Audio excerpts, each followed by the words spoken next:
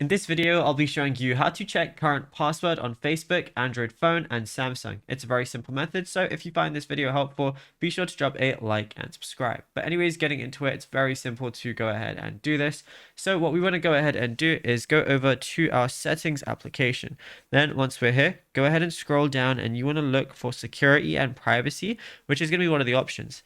Now from here, what we want to do is go ahead and scroll down. You're going to see more security settings as one of the options. Then go ahead and scroll down again and you're going to see passwords, passkeys, and autofill. Go ahead and click on that. Now, to find your Facebook, firstly, you can try the Samsung Pass, see if you have any passwords saved here. And if you don't, then go over to Google and then go over to Google Password Manager. And then you should see Facebook here if you have it saved.